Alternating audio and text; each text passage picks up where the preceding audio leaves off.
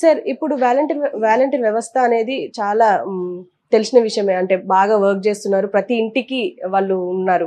So ఇప్పుడు CM జగన్‌కి వాళ్ళు వర్క్ చేయకపోతే ఏమైనా నష్టాలు ఉన్నాయంటారా? ఆంధ్రప్రదేశ్లో 2,55,464 మంది వాలంటీర్లు ఉన్నారు. యాక్చువల్గా వాలంటీర్లను పెట్టడంలో జగన్ ప్రధాన ఉద్దేశం తన పథకాల్ని ప్రజలకు అందించాలి, లబ్ధిదారులకు అందించాలనేది. అయితే దాంట్లో హిడెన్ అజెండా కూడా ఉంది. ఆ హిడెన్ అజెండా ఏంటంటే వీళ్ళు వైసీపీ కార్యకర్తల్లాగా పనిచేస్తారు, ఫైనల్గా తనకు ఎన్నికల్లో హెల్ప్ అవుతుంది అనేది. అంటే వీళ్ళనే రేపొద్దున బూత్ ఏజెంట్లుగా పెట్టచ్చు ఎలక్షన్లలో అనేది అతని ప్లాన్. బట్ ప్రతిపక్షాలు ముఖ్యంగా తెలుగుదేశం దీని మీద సుప్రీంకోర్టు వరకు కూడా వెళ్ళారు.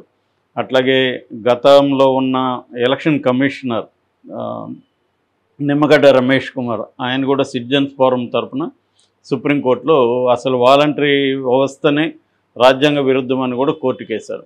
సో ఇది ఎప్పటి నుంచో ఎలక్షన్ కమిషన్కి అనేక ఫిర్యాదులు దీని మీద అందాయి. ఇప్పుడు జగన్కి ఒక రకమైన షాక్ అని చెప్పాలి, ఇంకొక రకంగా కొంత ఊరట అని కూడా చెప్పచ్చు. రెండు విషయాలు ఉన్నాయి ఇందులో. ఒకటి ఏంటంటే వాలంటీర్లను ఎన్నికల విధుల్లోకి ఏ రకంగానూ తీసుకోకూడదు, వాళ్ళను వీళ్ళ ఎలక్షన్ ఏజెంట్లుగా కానీ బూత్ ఆఫీసర్లుగా కానీ ఎలాగా కూడా వాడకూడదు, ఎన్నికలకు దూరంగా ఉంచాలి అనేది జగన్కి ఒక రకంగా షాక్ అని చెప్పాలి. బట్ జగన్కి షాక్ అని మనం అనుకుంటాం, కానీ జగన్ ఆల్రెడీ ప్రిపేర్ అయి ఉన్నాడు దానికి. అతనికి కూడా తెలుసు ఇది జరుగుతుందని. అందుకని జగన్ ఏం చేస్తున్నాడంటే 2 నెలల పాటు ఉద్యోగం నుంచి వాళ్ళని తీసేస్తున్నారు. సో తీసేస్తే వాళ్ళు ఆటోమేటిక్గా దే బికమ్ వైసీపీ కార్యకర్తలు అయిపోతారు కాబట్టి కార్యకర్తలు వీళ్ళ ఏజెంట్లుగా పనిచేస్తే రేపు పొద్దున ఎలక్షన్ కమిషను టెక్నికల్గా ఏం చేయడానికి లేదు. సో వీళ్ళకి కూడా నెలకి 15,000 వరకు శాలరీ ఇస్తున్నారు, 2 నెలలకి 30,000 ఇస్తారు. వాళ్ళకి 30 నుంచి 15 అంటున్నారు, అది పెరగచ్చు కూడా. సో ఇతర ఇన్సెంటివ్స్ కూడా ఇవ్వచ్చు. సో ఆ రకంగా వాళ్ళు ఖచ్చితంగా మళ్ళీ టెక్నికల్గా వాళ్ళు వాలంటీర్లు కాదు కాబట్టి వైసీపీ తరఫున వాళ్ళు పనిచేస్తారు ఎలాగో. సో వైసీపీ తరఫున వాళ్ళు పనిచేయడాన్ని అయితే ఈసీ కానీ కోర్టులు కానీ ఆపే ప్రసక్తి లేవు. ఎందుకంటే టెంపరీగా వాళ్ళని ఏదో ఒక కారణం చెప్పి కోర్టులో కేసు ఉందనో ఇంకోటనో వాళ్ళని తీసేస్తారు. ఒకవేళ దాని మీద ఎవరైనా కోర్టుకి వెళ్ళినా కూడా మళ్ళీ అది టైం పడుతుంది, ఈ లోపల ఎలక్షన్లు అయిపోతాయి. సో ఇవన్నీ స్కెచ్ చేసుకొని జగన్ ముందు నుంచి ప్లాన్ చేసుకొని కూర్చోన్నాడు. అందుకనే ఇప్పుడు వాళ్ళకి నిన్న అనేక అవార్డులు కూడా ప్రకటించారు. దాదాపు 392 కోట్లు నిన్న వాళ్ళకి బహుమతుల రూపంలో ఇస్తున్నారు.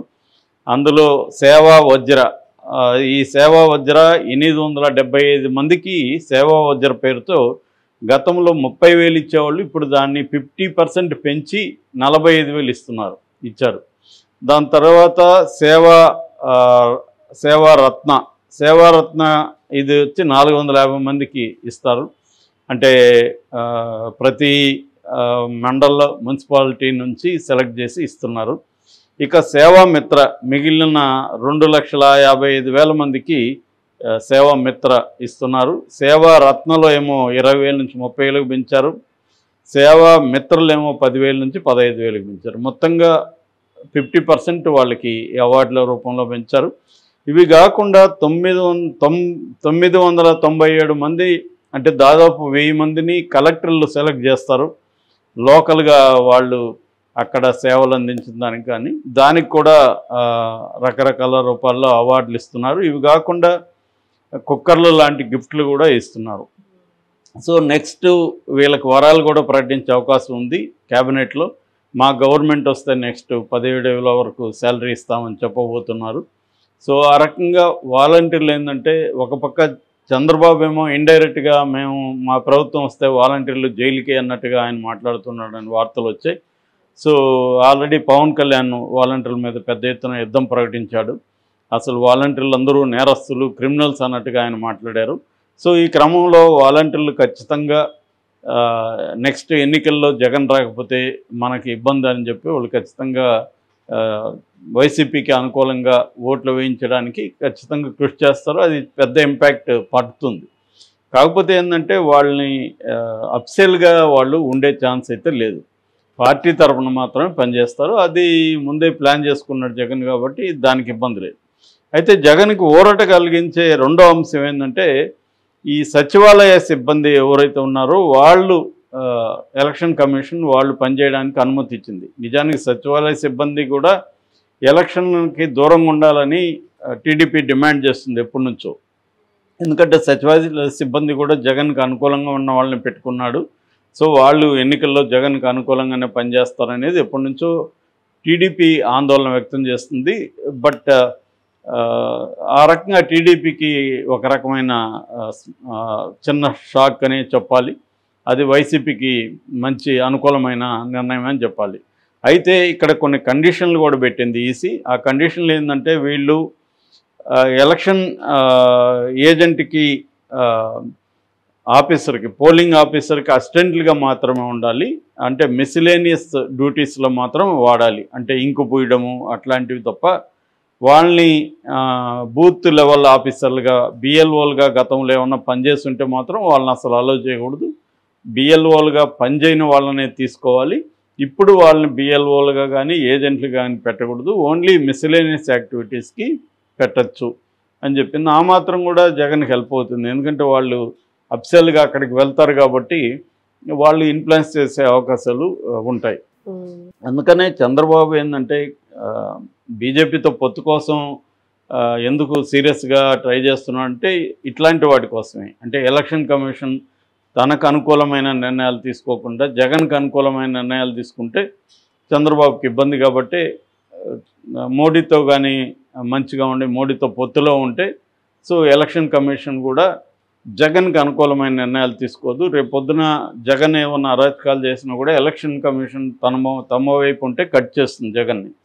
అది లేనప్పుడు జగన్ ఫ్రీడమ్ ఇచ్చేస్తే జగన్ ఆల్రెడీ వెల్ ప్రిపేర్డ్గా ఉన్నాడు. రెండోది అతని అధికార వ్యవస్థ అతని చేతిలో ఉంది, దుర్వినియోగం అయ్యే అవకాశం ఉంది. అందుకని చంద్రబాబు పోల్ మేనేజ్మెంట్ విషయంలో కొద్దిగా భయపడుతున్నట్టుగా కనబడుతుంది. ఎందుకంటే ప్రజా వ్యతిరేకత ఉన్నప్పటికీ ఆ ప్రజా వ్యతిరేకత అనేది ఓట్ల రూపంలోకి ట్రాన్స్లేట్ కావాలి, కన్వర్ట్ కావాలి. ఆ కన్వర్ట్ కావాలంటే పోల్ మేనేజ్మెంట్లో ఎలక్షన్ కమిషన్ కావచ్చు, ఇటువంటి గ్రౌండ్ లెవెల్ నెట్వర్క్ కావచ్చు, అదొకటి.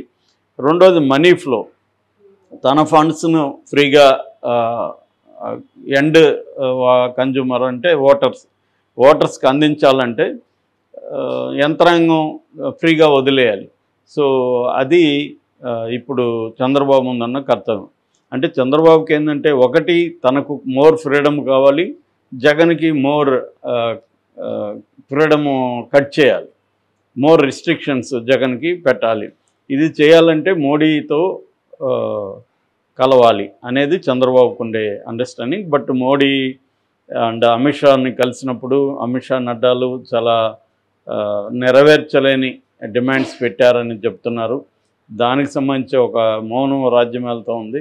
మరి వీళ్ళిద్దరూ కలిసే పరిస్థితి అయితే ఉందని ఎక్కువ రిపోర్ట్స్ వస్తున్నాయి. కానీ కలిస్తే అట్ వాట్ కాస్ట్ అనేది ఇక్కడ తెలుగుదేశంలో భయపడుతున్నారు.